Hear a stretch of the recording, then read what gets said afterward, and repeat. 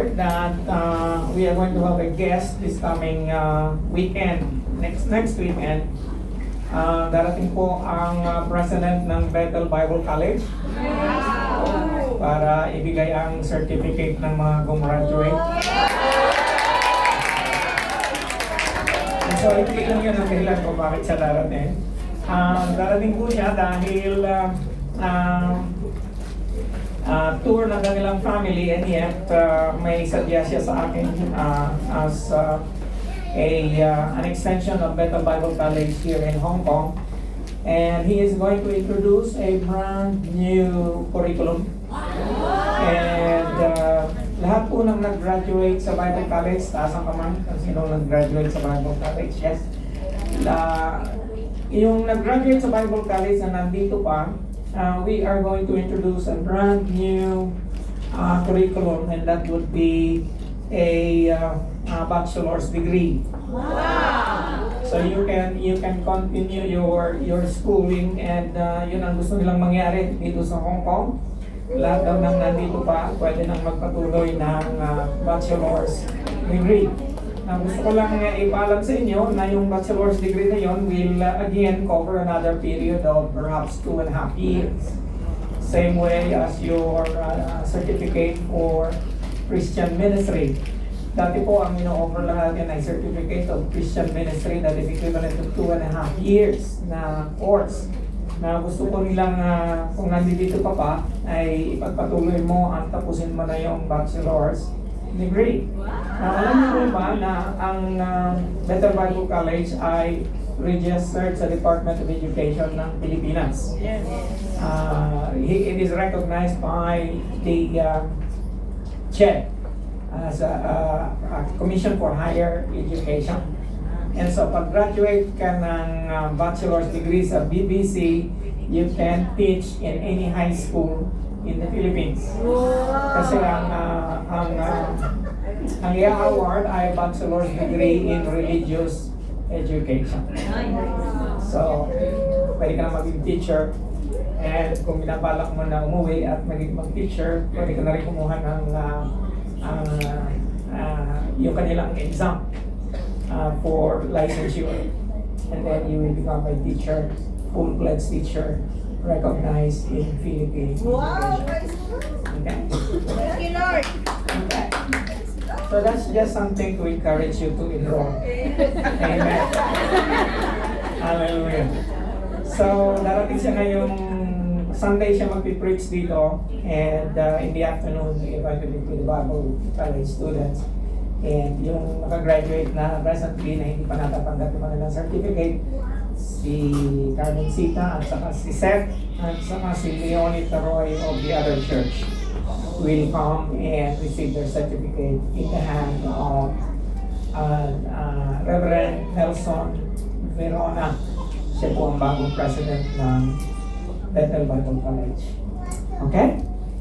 So, today, for our meditation, would you turn with me to 2 Corinthians chapter 9, verse 6 to 15. Ito po ang sinabi. Remember this. Whoever sows sparingly will also reap sparingly.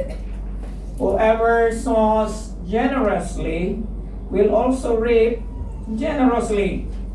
Each of you should give what you have decided in your heart to give, not reluctantly or under compulsion, for God loves a cheerful giver.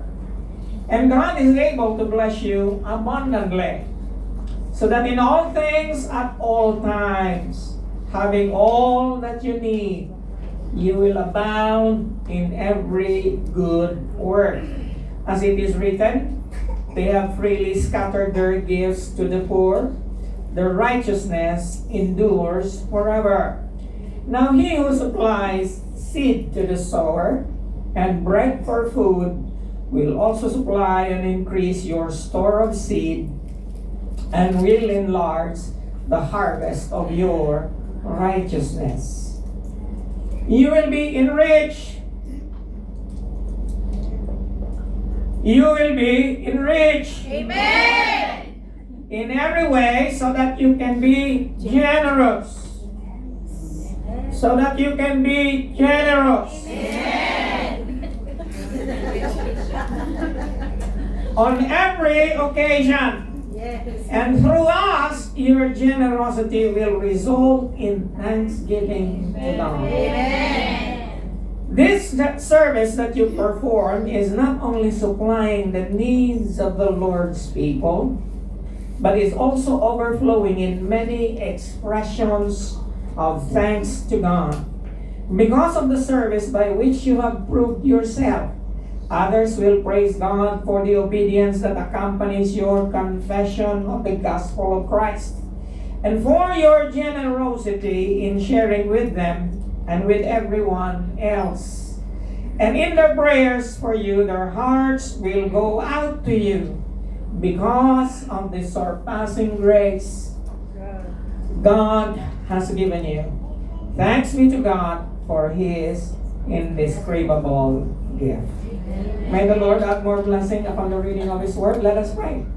Panginoon, kami po'y nagpapasalamat sa umagang ito sapagkat panahon na naman, Panginoon, na kami ay mapaalalahanan, Panginoon, ng napakalaki at pribilehiyo, Panginoon, na ginagawa ng bawat Kristiyano. At yun ay ang magbigay para sa ikalalago ng iyong salita, para sa ikakabahagi namin sa lahat, Panginoon, ng mga pangangailangan sa iglesia nito. Salamat sa araw na ito, Lord. Dalangin ko na magkaroon kami ng kagalakan. Lord, magkaroon kami ng enthusiasm, Panginoon. Bago kami makalabas sa lugar na ito, ay mapalitan ang lahat ng aming damdamin ng kagalakan. Kagalakan ng paglilingkod, at higit sa lahat, kagalakan sa pagbibigay. Sa iyo, pinagkakatiwala namin ang aming mga puso at isipan at damdamin. Sa ngalan ng Ama, ng Anak at ng Banal na Espiritu Santo at ang lahat ay magsabi ng Amen. Okay. Alam nyo, every year, I think I go to a general checkup at least twice. Minimum is twice. And when you go to a doctor for a general checkup, he will sometimes poke you and prod you and press you in various places. Minsan ay ipinalalabas niya ang iyong dila para makita kung anong meron sa dila mo. Pagkaputi ang dila mo, may problema ka. And then naipipress niya yung kanyang kamay sa kung saan-saan. And one of the most uncomfortable exam I ever had in my life is rectal exam. Okay? Bakit may rectal exam? Tine-check yung prostate. Kinakapa kung alam niyo na. And it is not a very comfortable thing to do when you see a doctor. And minsan, alam niyo na, mabuti sana kung susundutin niya, ay gagalaw-galawin mo. Masakit. And it's very uncomfortable. And nobody likes to do that twice a year. But I am subjected to that disgrace every year, at least twice. And the doctor would say, does this hurt? Okay, how about this? If you have pain in one of those areas, the doctor will say, we need to do some x-ray, some more tests, because it is not supposed to hurt there. Now today, we have the great physician here, and it's not me. Nurse lang ako ng great physician. Okay? And that great physician is going to poke you in places that are not comfortable. And the most uncomfortable thing in the life of a believer, sometimes, hindi naman palagi, ay ang kanyang finances. Are you ready to be poked this morning? Okay, I'm glad that you are here to be poked. Okay, and to be pressed in the most uncomfortable places. But to some, it is no longer uncomfortable. But anyway, we are here. The passage that we have just read, itong passage na binasa natin is a passage that is a lengthy one concerning giving. And here is Paul. He was reminding the church in Corinthians that they are supposed to give to the impoverished church in Jerusalem. Matagal ng promise ito na magbibigay sila ng special offering para sa church sa Jerusalem. And he is not coming to collect. And in many words, he expressed all these things in the two slides that I've shown you that we have read. In many ways, he said that when you give, I want you to remember this. And that is the title of our message today. When you give, remember these 5 things. Hello? Ay lamang bagay na nais ni Apostle Pablo na maintindihan niyo bago kayo magbigay. You see, your attitude to money actually reveals your attitude to God. Alam niyo, kahit na uncomfortable yung quoting sa akin ng aking urologist, because the doctor for the male doctor, the doctor for male problems is called a urologist. Okay, urology. There's something to do with your organs and all that, and your prostate. Kahit uncomfortable siya, nabuti na lang matagal ko na siyang urologist. And so, kampante na ako sa kanya. Siguro kung ibang urologist pa yun, ayaw ko. Okay? Eh, lalo na kung babae siguro yung urologist. Okay? Mas lalo nang very uncomfortable, right? Now, the more you know God, things that He does and things that He gives us instruction is no longer uncomfortable. In fact, natutuwa ka na nararamdaman mo masakit at may problema kasi may panahon pa para siya i-correct. Maliwanag? Amen. Now, kung ikaw ay masasaktan ngayong araw na ito, are you willing to be corrected? Amen. Praise the Lord. Okay, may pag-asa ka pa. Okay? Sabi ng doktor sa akin, hindi naman siya nagsuswell, kanya lang medyo malaki na siya. And so, re-resitahan kanya ng mga bagay-bagay na dapat mong bilhin. A-advisean kanya kung anong dapat na hindi mo kainin. And more on these supplements. And that is something that is good. Amen? Ganun din ngayong umaga ito. When you give, remember these 5 things. Okay? Are you with me? Amen. Now, giving is more than a responsibility. Alam na natin yon. It is a privilege. Okay? Pagka hindi ka na nasasaktan na pumupunod ka ng pera at bibigay mo sa offering bag, pagka medyo pag ipinapasa yung offering bag at maiihi ka kaagad, something is wrong. You understand? Hello? Okay? Alam niyo, may umagang ito, giving is more than a responsibility. It is a privilege. Pag dumating ka na doon sa punto na privilege na ang magbigay kay Lord. Okay? Then it is more than an act of obedience. It is the evidence of our faith. Amen? Praise the Lord. I believe marami sa inyo ang pagbibigay ay privilege na. And today, I just want you to learn. Okay? Number 1, there are 5 things I want you to learn before you give. So when you give, remember this. Remember, number 1, you must be generous. Amen. Pag nagbigay ka daw, ay huwag mo nang kipirin. Okay? Alam niyo, pagka nagbibigay kayo ng ikapo at ang sahod ninyo ay ang time ninyo ay 495.50 cents. Pwede ba paki-round off na lang? Hello? Hindi naman ako matutuwa, si Lord. Okay, gawin mo ng 500. Huwag ng 495.50 cents. Okay? Bakit? Eh kasi sabi dyan, you must be generous. Tsaka anong ibig sabihin nun? Sabi ni Apostol Pablo, pagka ang itinanim mo ay sparingly. If you sow sparingly. Ano ibig sabihin ng sparingly? Kokonte. Okay? Nagtitipid ka. Okay? And will also reap sparingly. Amen. Importante dito. Napakadaling intindihin, lalo na kung lumaki ka sa bukid, ang isang sako ba sapat na para itanim sa 10 hektarya? You understand? And so, pag nagtatanim ka na rin lang, abay, hustuhin mo na. Again? At i-round off mo na. Eh, kung pwede nga, nagbagat mo pa eh. Diba? Sabi diyan, and whoever sows generously will also reap generously. Amen.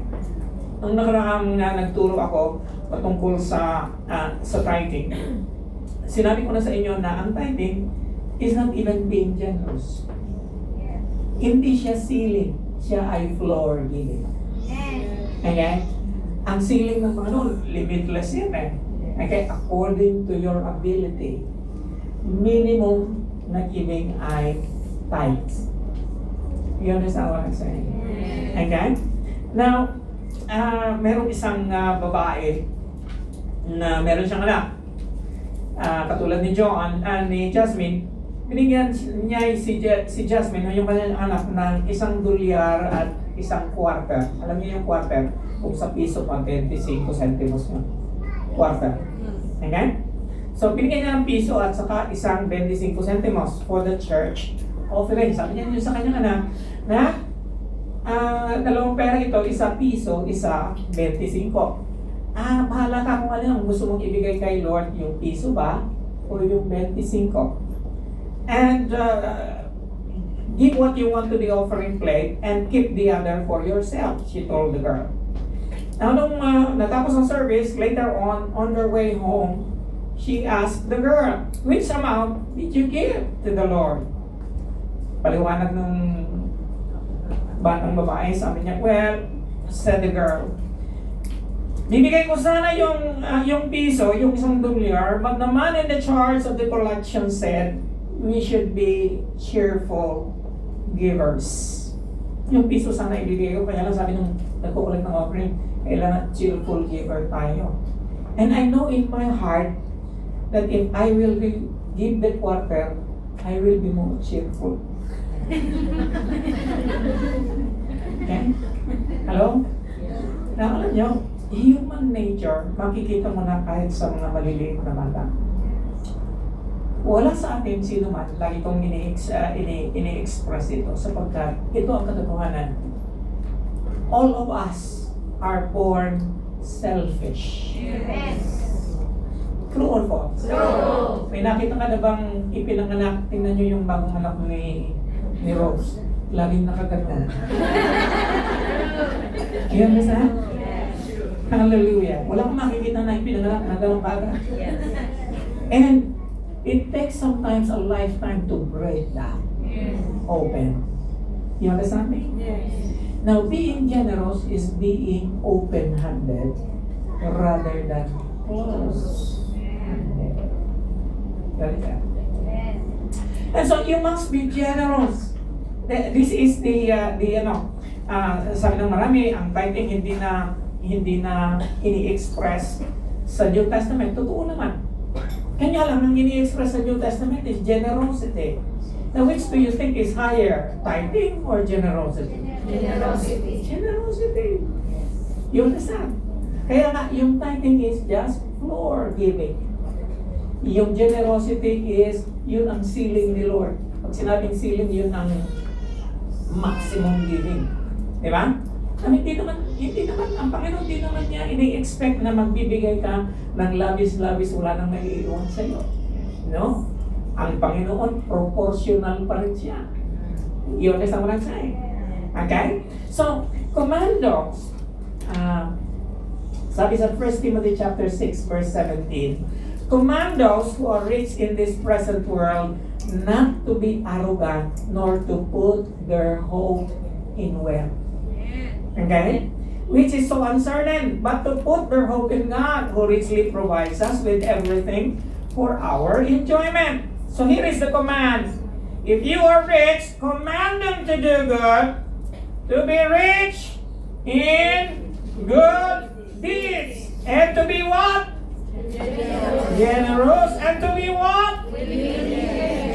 Wow. Hallelujah. Eh, siguro ngayong umaga ito, sasabihin mo sa akin, Pastor, hindi ako kasali sa verse na yan. Bakit? Hindi ako rich. Kailan man nagko-qualify ang isang tao na rich? Okay? Now, here is something. If you are here this morning at may bahay ka sa Pilipinas, at may mobile phone ka na latest, kahit na hindi na latest, okay? At nandito ka sa Hong Kong, you are considered rich. Hello? I am looking at people who are rich. Amen.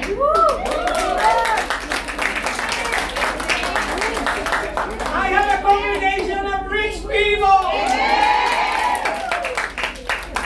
Kaya lang minsan ayaw mong maniwala na rich ka. Kasi ang mindset natin is poverty mindset. And if there is anything that we need to overcome in this life, it is the poverty mindset. Binigyan ka na lahat ng pagkakataon ng Panginoon, nandito ka sa Hong Kong. Alam niyo ba kung ilang, how many people are overseas Filipino workers? Okay, siguro 1 billion. Okay? Alam niyo ba na ang population ng Pilipinas ngayon ay 120 million na? Okay? Pagpalagay na natin na mga 2-3 million or hanggang 5 million ang nasa labas ng Pilipinas. Okay? Now, what percentage is that of 100 million? You are in the upper 20% or the upper 5%. Okay? So, lahat ng nasa labas na kumikita, they are considered richer than the average Filipino in the Philippines. Hello? Amen. Kaya kung may poverty mindset ka kasi, kahit kumikita ka pa ngayon ng 10,000 kada buwan or 20,000 kada buwan, dolyari sa isip mo, poor ka pa rin. You understand? At saka pagka gano'n ang mindset mo, kahit na anong persuade ko sa'yo, na meron kang kakayahan na para magbigay at maging generous sa Panginoon, if you don't believe that, then you have a poverty mindset. Whether kahit na i-dublin pa ang sahod mo, ganun pa rin ang damdamin mo. Ganun pa rin ang pananaw mo. You understand? Amen? Ganun pa rin, ikaw pa rin yung paslit na mata na laging nakagano. Okay? Bay kailan ka iiknat, kapatid? You understand? And so, command them, those who are rich, and I'm talking to rich people right now, do not be arrogant.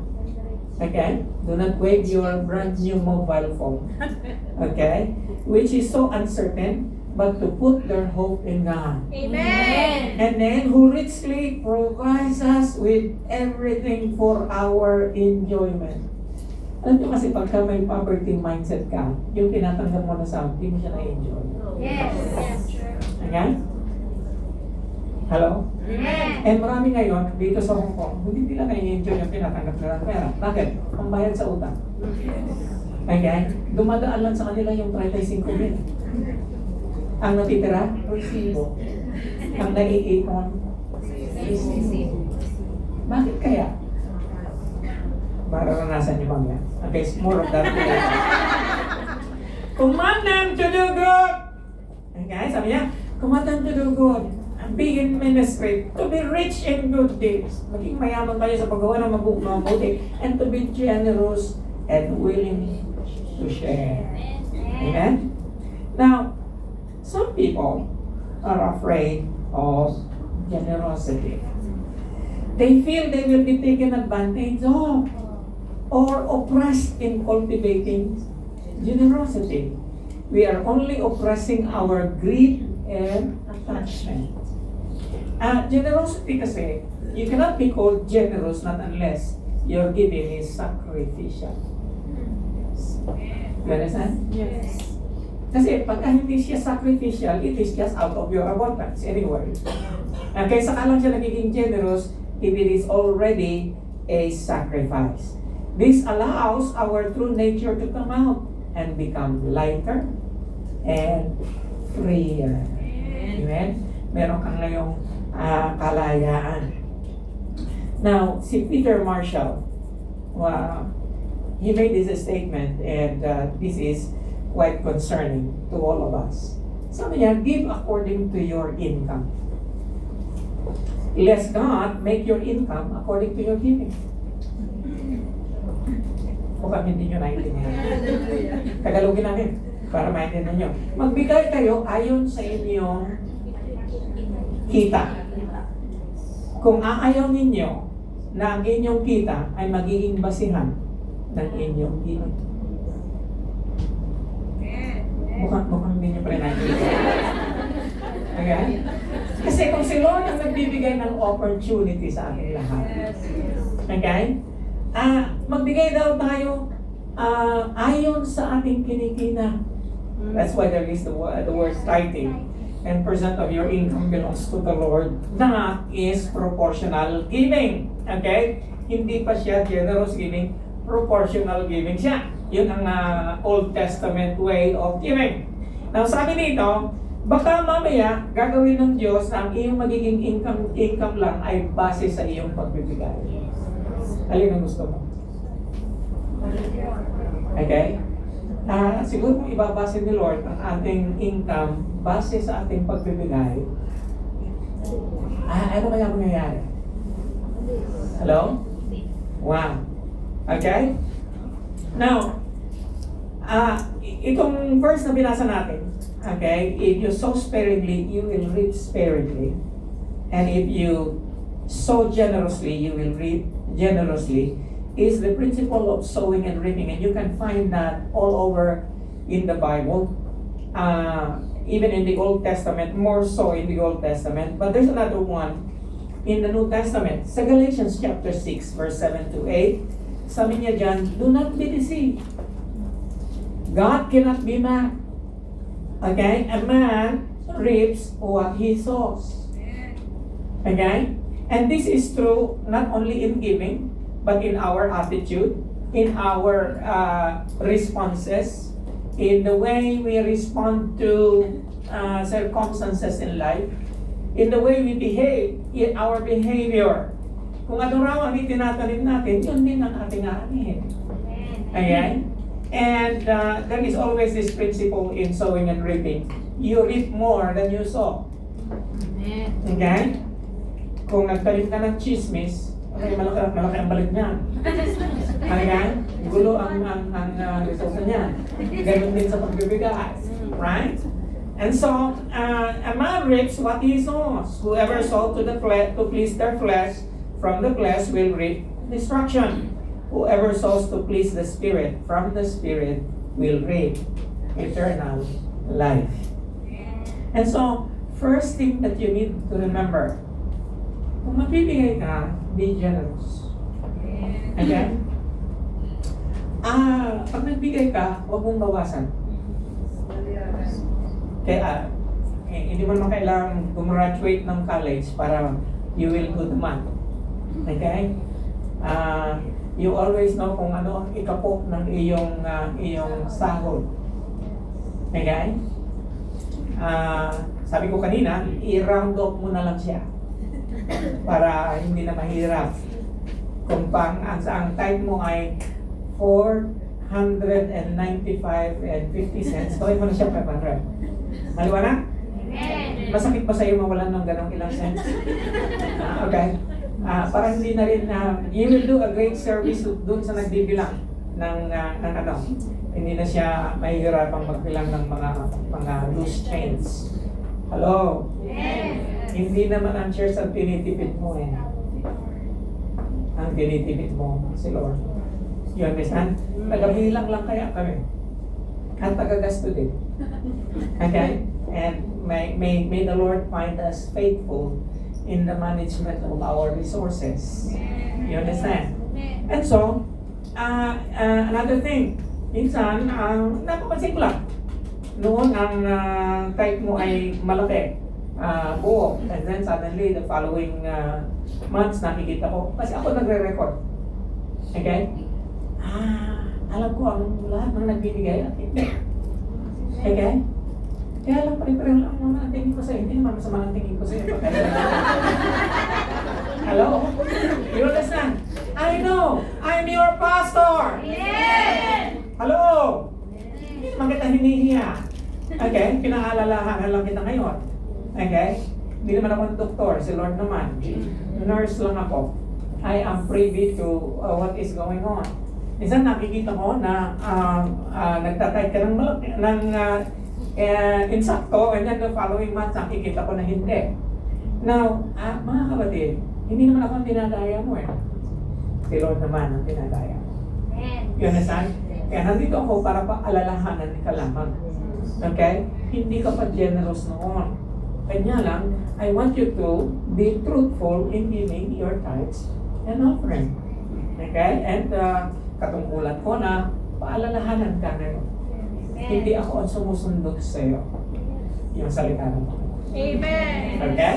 So, let's go to number 2. Sabi ko kanina, when you give, remember this. Number 1, be generous. Number 2,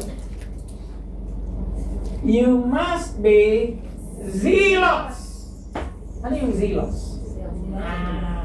Ano ang zealous sa Tagalog? Masigasig. Okay? Kasi kung cheerful ka, dagdagan, yun yung ano to? Doon mo makikita na may sigasig. Each of you, sabi niya, should give what you have decided in your heart to give. Amen? Based on your knowledge, based on the challenge of the Word of God, okay? Alam mo na pag ikaw ay Christian, kahit nga Katoliko, alam ito eh. Yes. Hello? Eh, ikaw pa evangelical ka, spirit-filled. Hello? Di ba? Ikaw pa born again. Alam niyo ba kahit na hindi mga Kristiyano nagbibigay ng ikapo? Yes. There are a lot of people alive today that are giving to charities 10% of their income. I heard one billionaire, si ano mismo? Sino itong billionaire sa yung kaibigan ni Bill Gates. Sabi niya, I always give 10% of my income because I know the principle of the universe. Hindi niya tinatawag na prinsipyo na galing sa Bible. This is the principle of the universe. The more you give, money attracts giving. Yun yung prinsipyo nila. Makamundong prinsipyo. And yet it works for them. Ikaw pa, Kristiyano ka. Ano ka, oy? Saman. Okay? Yun na sa what I'm saying. Amen. Okay.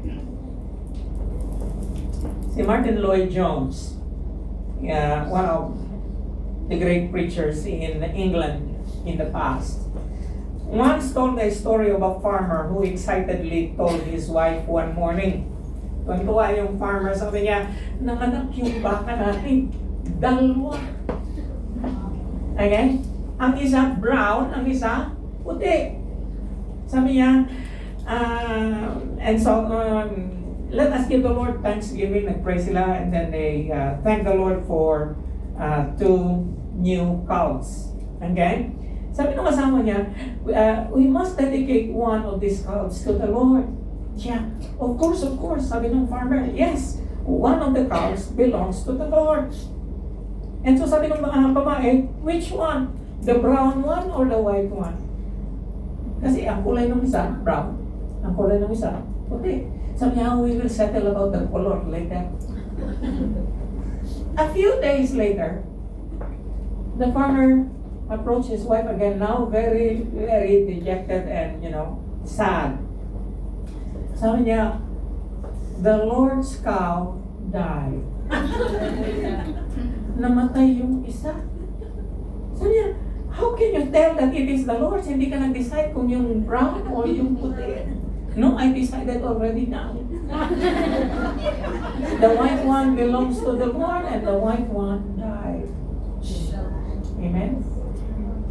Is the farmer a cheerful giver or not? Amen? Alam na niya kaagad kung kanino ang kay Lord yung namatay. Yung buhay sa kanya. And many times, meron tayo. Okay? Mga kapatid, the Lord is telling us this morning, each of you should give what you have decided in your heart to give. Not reluctantly. Huwag kang urong sulong sa pagbibigay. Ano yung mahirap lang magbigay sa first time? And I share your feelings. I knew when I first gave my tithe, it was very hard for me to give it. But I tell you, I've been giving my tithes for the last 40 and a half years now. Hello? In fact, natutunan ko ang isa sa practice ni Pastor Ness, ako nag-uusap kami. Basta ako, sabi niya, pagtanggap ko ng aking sahod, inilagay ko na practice na hindi ako gagastos hanggang hindi ko na ibibigay ang para sa Panginoon. And I have done that already for many years now. Na hindi ako gagastos ng anumang gastusin hanggang hindi ko ibinibigay yung para sa Panginoon. Okay? Marapat lang. Do that as a practice. It becomes your lifestyle. And tatanungin ako ng marami, hindi 40 years na akong pastor, wala pang lumapit sa akin na nagsabi, Pastor, luging-lugi na ako sa iyo. Okay? Napurduy ako dahil sa iyo. I have never seen anyone like that. Okay? Ikaw pa lang siguro. Okay? Sino ka man? Magpahiyag ka. Okay? Each of you should give what you have decided in your heart to give. Not reluctantly, urong o sulong, or under compulsion. Hindi kita itinutulak. Kinukuhit lang kita. Okay? Just a gentle nudge. Okay? Under compulsion, for God loves an excited giver. Amen. And so, gusto ko sila pag nasa Pilipinas ako, I'm invited to preach in a church. Ang lalaki ng mga basket dyan sa harap. Naranasan ka lang? Yes. Tayo lang ang walang basket dito. Okay? Ang lalaki ng basket dyan sa harap. Mayroong basket para sa building fund, may basket para sa missions, may basket para sa tithes, may basket para sa conference. Tapos sasabihin ng pastor, okay, time to give. Kakanta na. People are running to give their offering. Excited? Okay? Papagwagin ako ng gano'n. Lalagay ko dito sa harap. Okay? Hallelujah. Babaguhin natin ang style ng ating giving. Excited giving. Amen? Hallelujah. Bakit? Mahal ng Diyos ang cheerful giver. God doesn't love a grumpy giver. Okay? Si Lord ayaw niya ng giver na nanghihinayang. Okay? Ayaw din ni Lord ng giver na tinitipid siya. Amen. Okay? Hallelujah.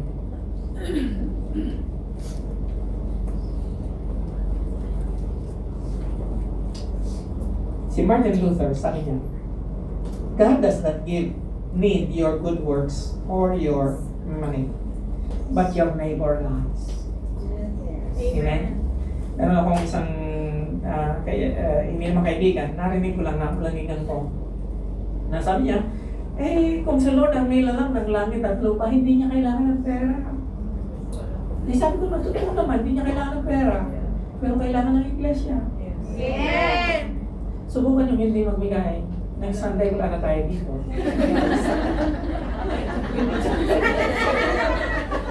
You understand? Yes!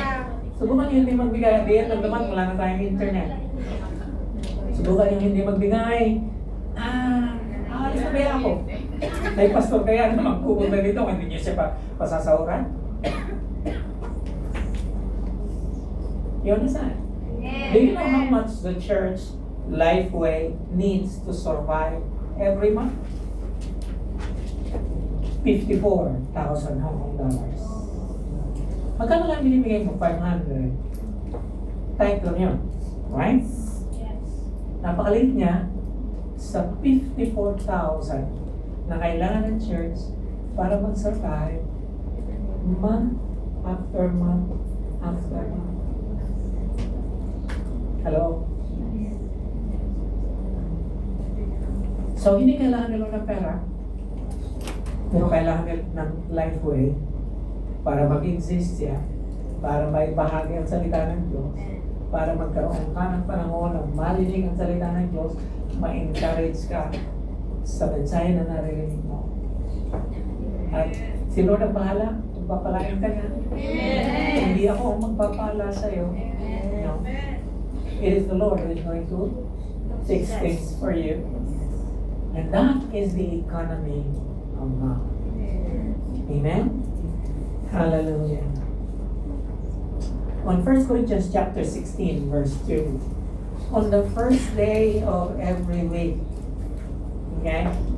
So, every week daw, each of you is to put something aside and store it up as he may prosper, so that there will be no collecting when I come.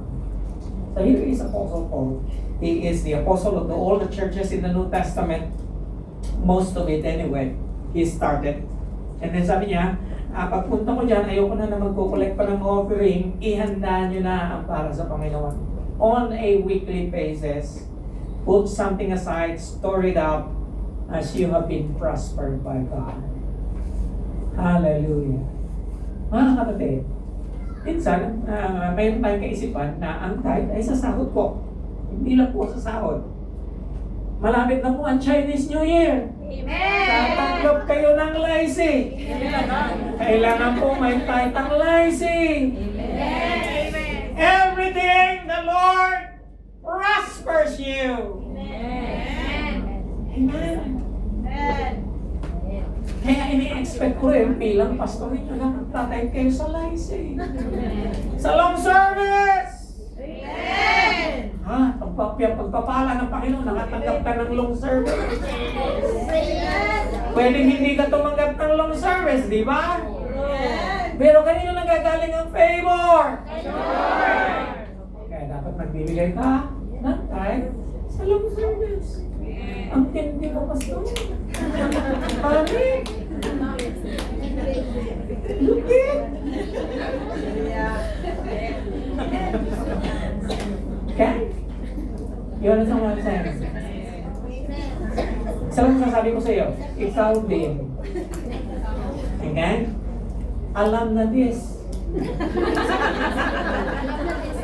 Okay?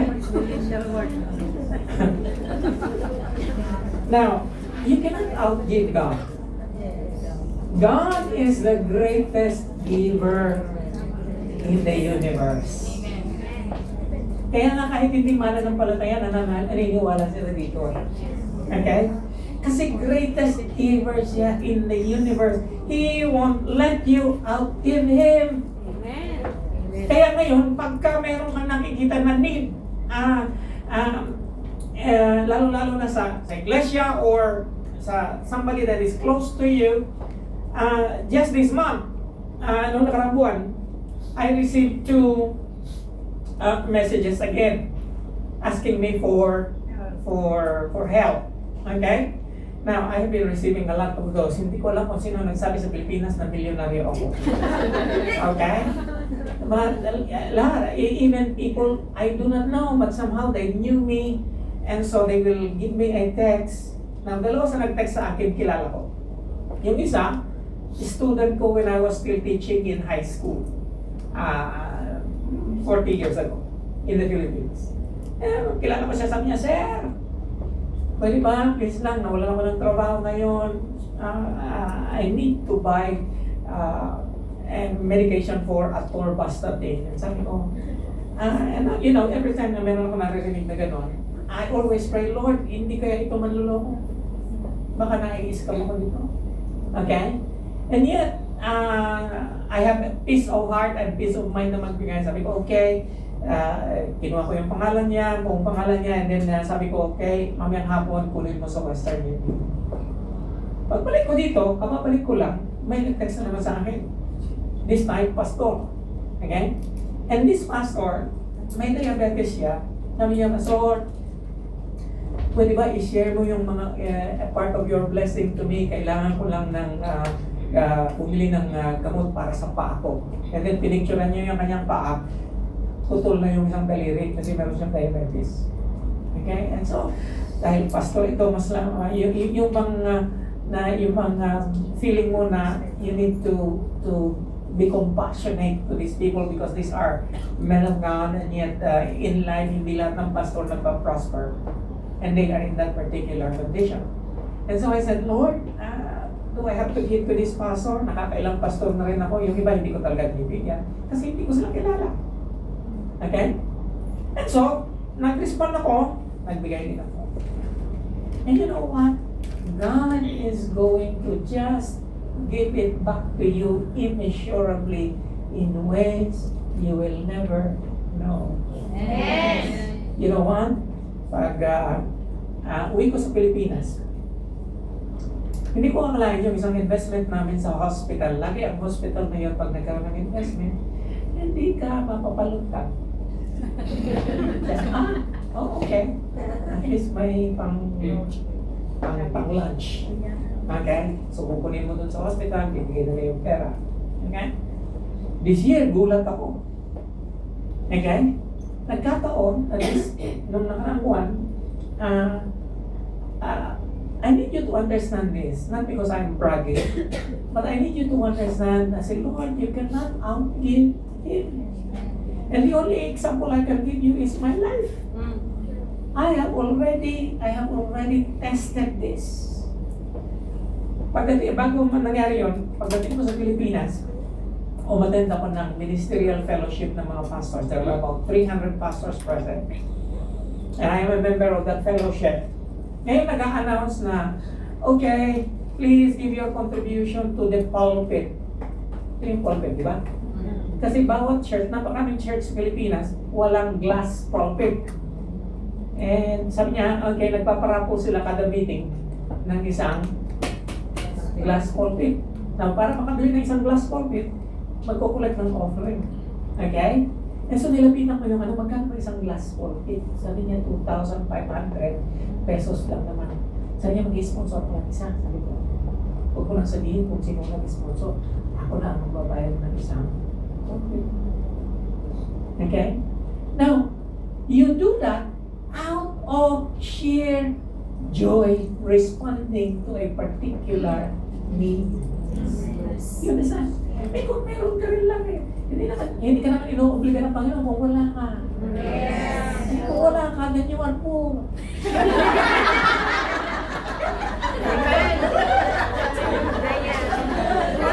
Eh, kasasabi ko lang na you are rich! Eh kung wala, di wala. Kaya ako naman may akong extra. So sabi ko, ako na mag-sponsor.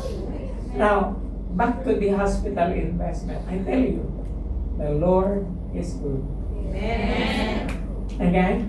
Siguro ang investment ko lang kay Lord, yung 2,500 na pulpit. Ang kapalit, times, hindi lang 10 times eh. Okay? It is 15 times. My friends, you cannot outgive God. And the very first time na tumanggap ako ng ganun kalaking dividend, sa hospital na yun. You understand? Kaya mo bang lampasan ang Panginoon sa pagbibigay? Hindi. Kanya lang, it is always by faith. Ngayon, kung wala kang faith, di wala. Hello? But somehow, you need to start. Kayo na nandito na matagal na nag-church sa Lifeway, huwag mo na hintayin na maging member ka. Magbigay ka na. Amen. Membership is just formality. Dito ka kumakain, dito ka nai-encourage, dito ka lumalakas ng loob, dito sinasagot ang Panginoon ang panalangin mo. Ano ba ang gusto mo? Amen. Wala naman yung makakapag-convince sa'yo. Si Lord lang. Amen. Amen? Masakit naman? Kalikip na? Okay, konting sundot pa. Highlight number 3. Number 3 na tayo. Number 3. You will be prosperous! Ano to? Laging gusto namin ito eh. Lagi ko na sinasabi sa inyo na hindi ako prosperity preacher.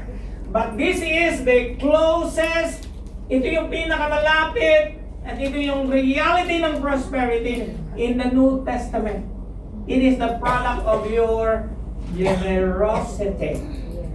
Now here, and God is able to bless you abundantly. Amen. Sino raw ang magbi-bless? Si Lord. Paano kanya i-bless? Abundantly. Okay? Si Lord hindi katulad ng sino man sa atin. Hindi siya maramot. Yes. Hindi siya stingy. Hindi siya nag-aalinlangan pagka i-bless ka niya. Amen? Now here, He is able to bless you abundantly so that, isa lang ang purpose, so that in all things, at all times, sa lahat ng bagay at sa lahat ng panahon, sapagat meron ka na sa lahat ng iyong pangangailangan, you will abound in every good work. Amen? Hallelujah. One of the things that we promised God when we were building the house is, Lord, this house is going to be a sanctuary of pastors, missionaries, and everything. So kada uwi ko sa Pilipinas, nagpapakain ako ng mga pastor. Okay? So sabi ko, nung umuwi ako last, kanya lang, mahirap magpakain sa Pilipinas is yung mag-prepare. Okay? Kanya, si Sister Leonor, hindi na siya katulad nung dati na superwoman. Okay? Woman na lang siya ngayon.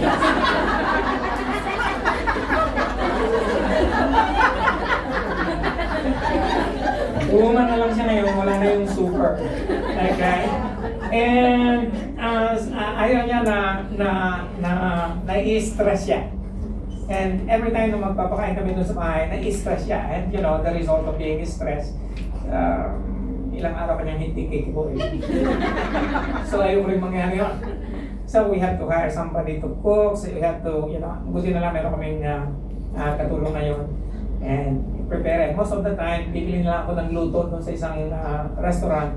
And then dinadala ko na lang sa bahay. And we had fun. And you know what? Every time I do that, I feel that God doesn't want me to spend beyond. Nire-replenish ka agad ni Lord yung aking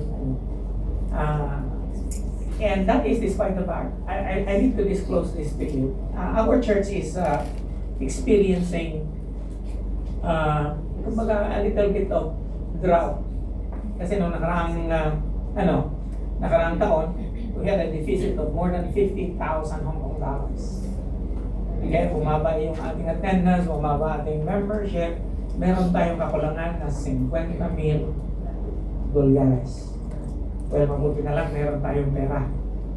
Okay? Kanya lang, reserve natin yun, naubos na yung 50,000. Okay? And so, nung nakaraang pag-uwi ko, sabi ko, on leave ako without pay. Okay? So, I have to sacrifice. Sabi ko, hindi ako magsasahod ng isang buwan. And I praise and thank the Lord. Pagka gumagawa ako ng decision na katulad noon, it is a bit of sacrifice for myself. Wala akong sahod for 1 month. And yet, pagdating ko sa Pilipinas, hallelujah, that doesn't mean na nagtipid ako, nagpakain ako ng mga pastor, nag-sponsor ako ng lahat.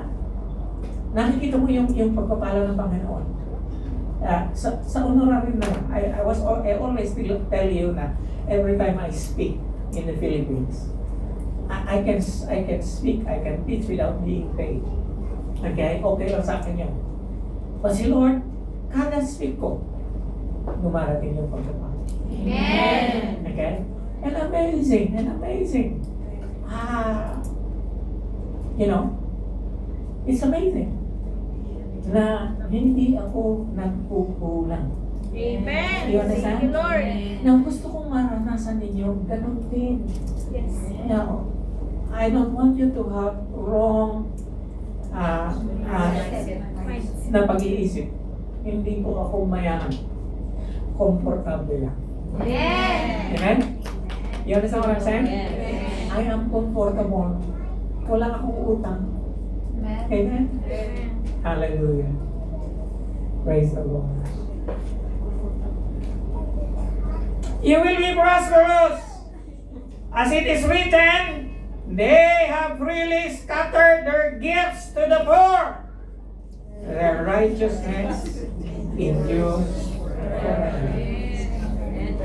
Ang iyong katuwiran ay mananatili na sa walang hanggan. You want to stay faithful? Give. Yes. Amen. Okay? Kasi if you're not giving, you're not faithful. Amen. So you want to be faithful? Give. Amen. Kasi kung yung masabi mo, we give. And before you have the wrong notions, I want you to correct that. What do you mean when you say prosperous? Sabi po ni Derek Prince, prosperity in the Bible does not mean what it does to modern Americans or modern Filipinos, because we are copycats of the Americans. It is not luxurious living or an abundance of physical pleasures, but accomplishing God's purpose. Okay? You are a conduit of God's blessing. Okay, parang ba isa? Doon sa bahay, meron kaming sa roof, meron sahuran ng, anong tawag nga? Alulud. Alulud. Okay, yun ang tama. Ikaw ay alulud ng biyaya ng Diyos. Amen. Dadaan sa iyo ang pagpapala ng Panginoon. Now, of course, may enjoy mo siya. Kanya lang ang purpose talaga ni Lord is, katulad ng sinabi sa akin ng aking Sunday school teacher, na hindi ko siya makalimutan ng dahil lang doon. Sabi niya sa akin nung nag-graduate ako sa aking course na civil engineering, sabi niya sa akin, Del, I think that was a Sunday, during after Sunday school time, you are now a graduate. The Lord is going to bless you in many ways you will never imagine. But there is only one purpose, sabi niya sa akin, that God will prosper you. Not for you to feel you are rich, or not for you to enjoy pleasures of this world. No. The only reason why God is going to prosper you is because you are going to be a steward of His blessing to bless others. Amen. Now, nai-enjoy mo rin siya. Ay, nai-enjoy ko siya. Okay? Nai-enjoy ko ang pagpapala ng Panginoon. Okay? Kanya lang, hindi yun ang sukdulan ng dahilan kung bakit ka pagpapalain ng Panginoon. Pagpapalain ka ng Panginoon upang ma-meet ang need ng church, ma-meet ang need ng sino man sa iyong mga household at iba pa. Okay? But primarily, is that you will become a supporter of God's work. Yes. There is no other reason. Amen? And so, it is accomplishing God's purpose and succeeding in doing His will. In other words, you are going to be blessed to be a blessing. Amen? Hallelujah. Praise the Lord. Alam nyo, every time na uuwi ako, lagi na akong kinukulit ni Leonor na bumili ng sasakyan. Sabi ko, no. Sa lahat ng request mo, yan ang no. Okay? Kahit magtampo ka sa akin, no. There's only one reason why I say no. Kasi bakit ako ibili ang sasakyan na wala ako ron? Paano ko mapangga niya?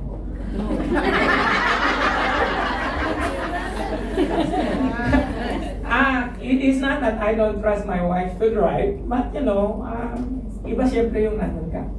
Hindi siyempre yung magkasama na kami. Hindi yung nasakyan. So sabi ko, that can wait. Yes. Okay? So sa lahat yata ng pastor sa dito, sa wala sasakyan. Pagka nagmi-meeting, sila naka-SUV ako. tricycle. I don't feel bad.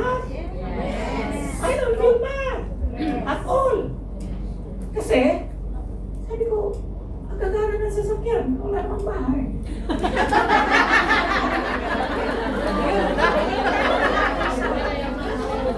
True or false?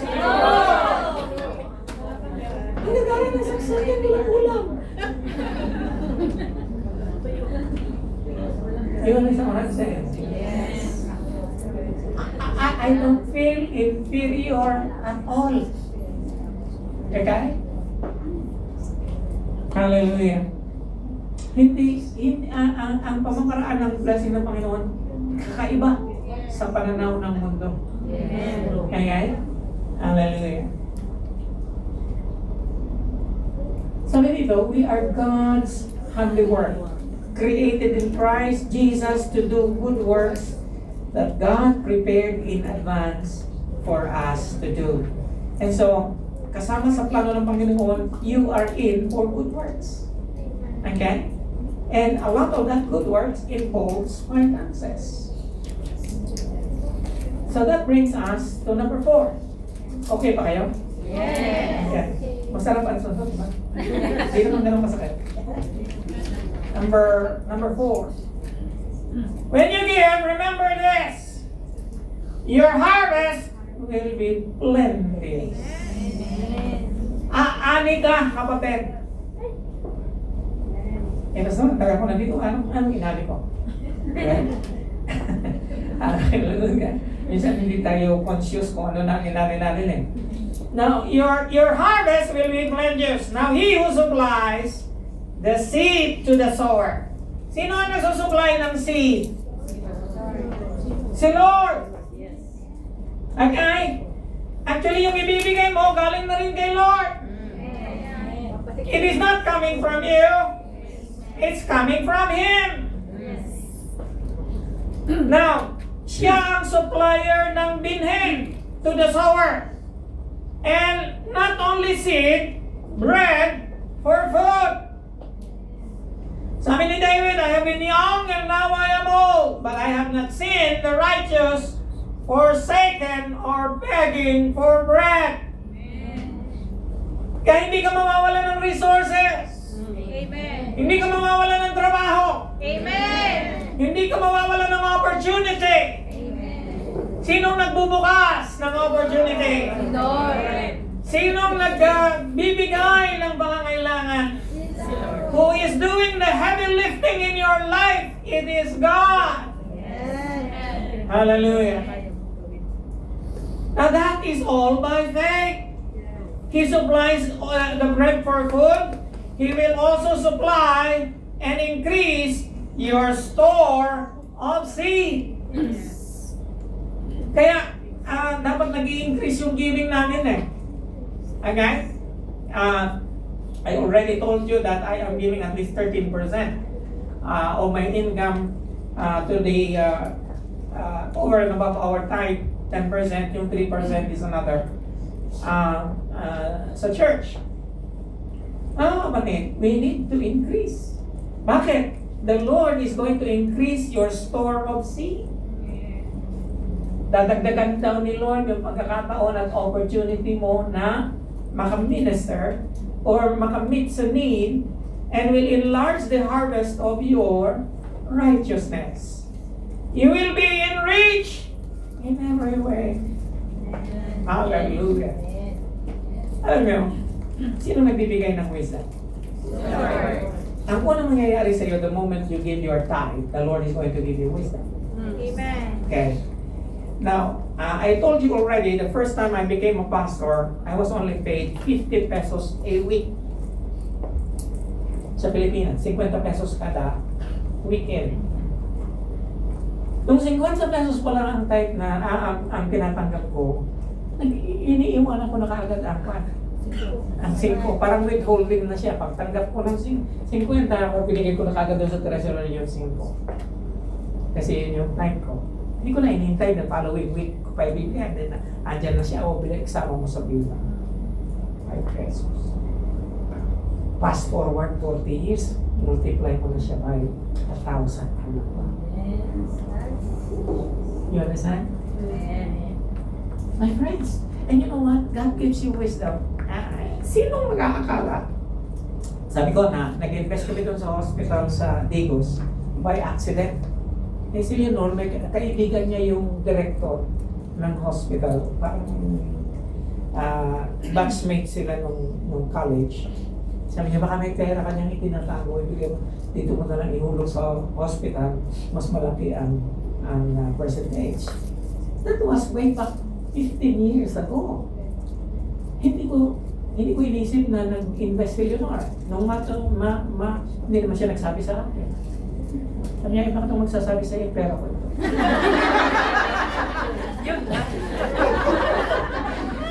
Sabi ko, okay, dagdagan na lang namin. Dinagdagan.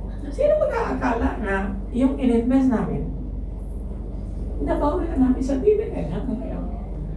And, kumikita pa rin siya.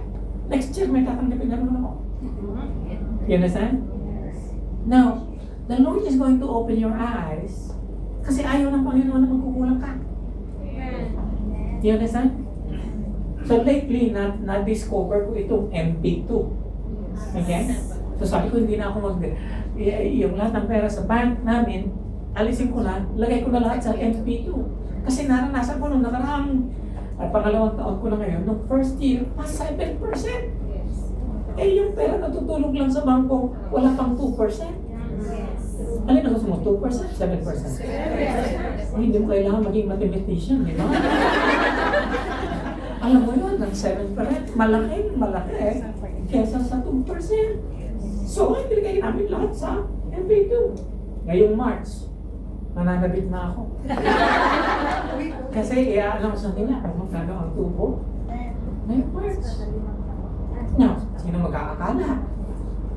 Amen? Because the Lord is going to open your eyes and give you wisdom to manage your money. Amen? Hallelujah. There are still many other investments that we have itong mga sinasabi ko ito sa inyo baka gusto nyo tularan. Okay? Mga cooperatives. Ang lalaki ng kanilang dividend. Okay? Sa co-ops. Okay? Hallelujah. And so, my friends, now, nung nakaraang uwi ko, yung aming solar panel, di ko akalain naka 1 year and 6 months na. Now, kinuwenta ko ang savings namin sa electric bill. Tinanong ko yung isang pastor na laging naghahatid sa akin. May sasakyan siya ang gara.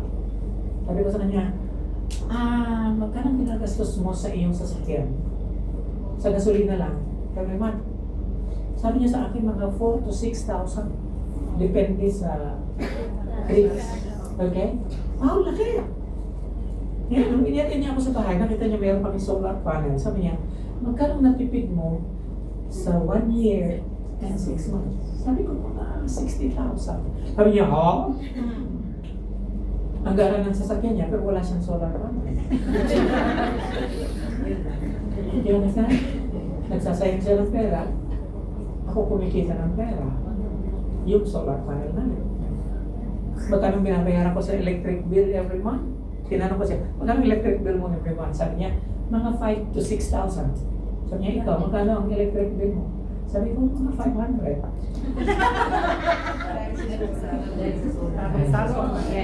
Now, of course, malaki ang binayad ko pag tayo ng solar panel, but in 5 years, mawil ko na siya. You understand? No, that's not mindset. Okay? Okay, si Lord, binigyan ka niya ng wisdom. How to handle your finances. But before He gives you that, you have to give your tithes and offerings. Hello? Hindi racket ito, kapatid. Sabi mo, mas kapatid mo ikaw din.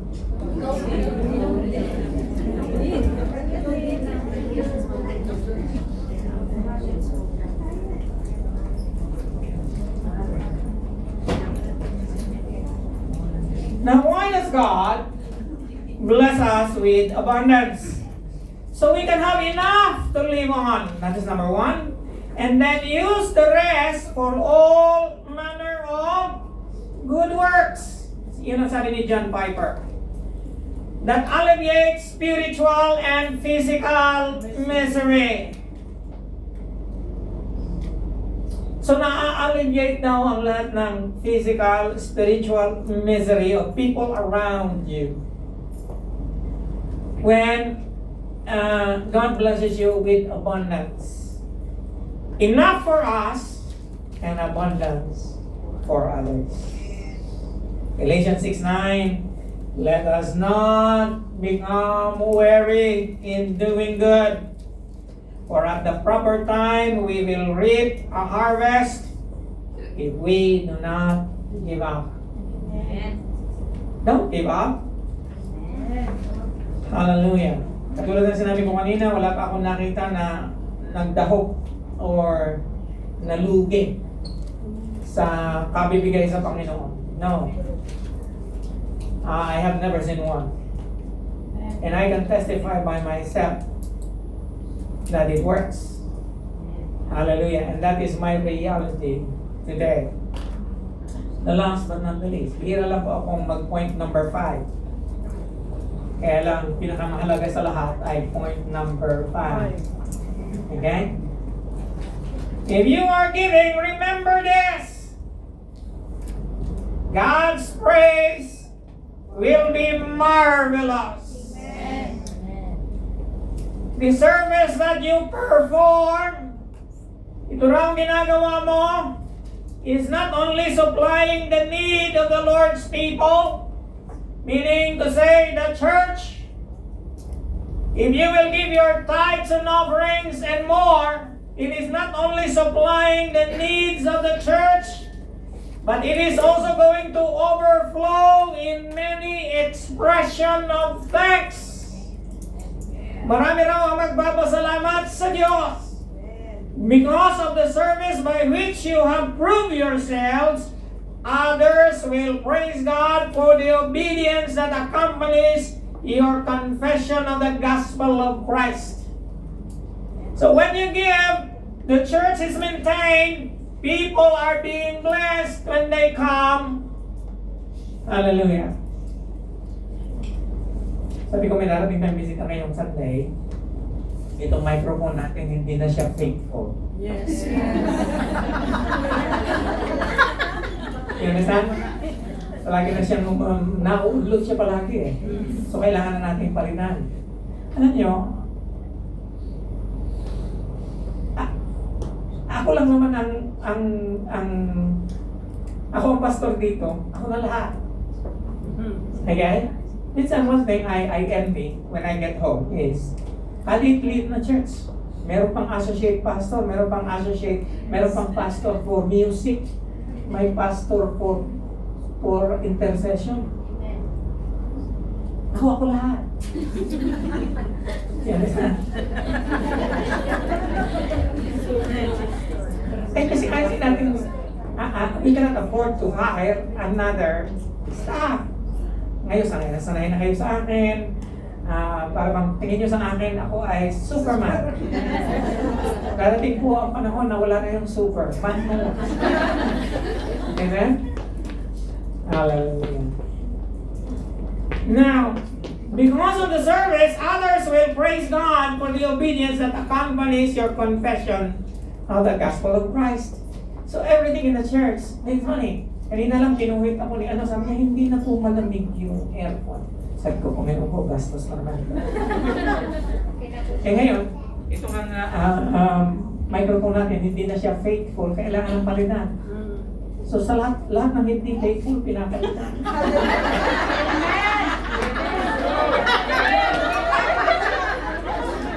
Okay? Hallelujah. Okay? Wala akong sinabi ha. May magagalit na naman sa akin. Okay.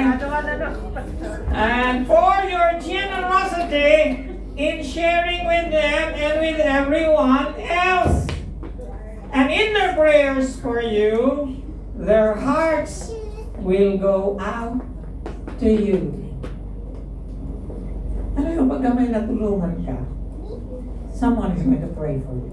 Yes.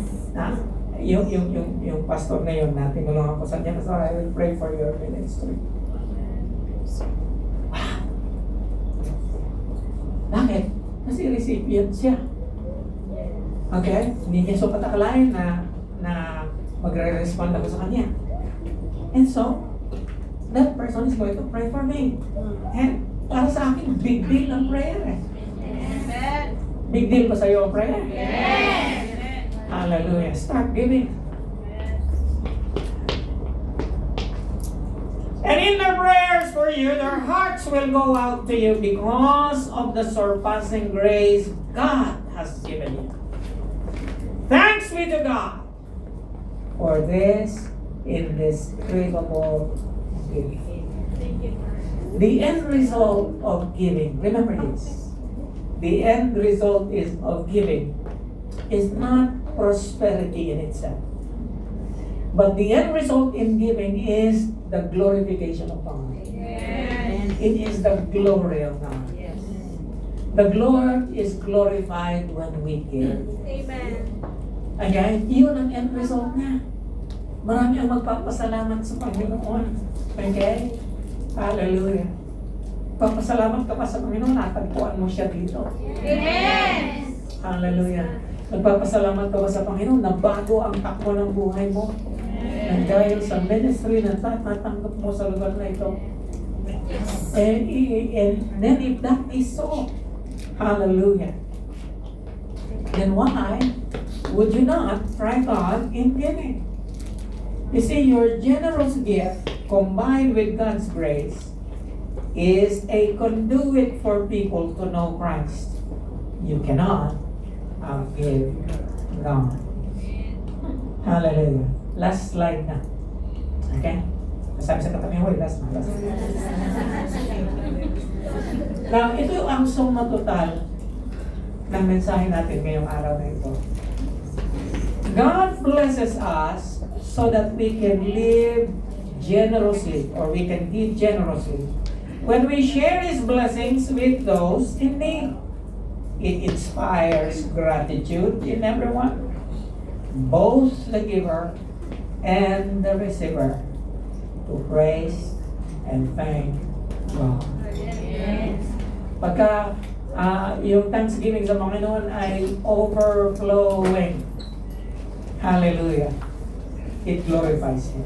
Amen. And when God is glorified, more blessings come. Open your eyes.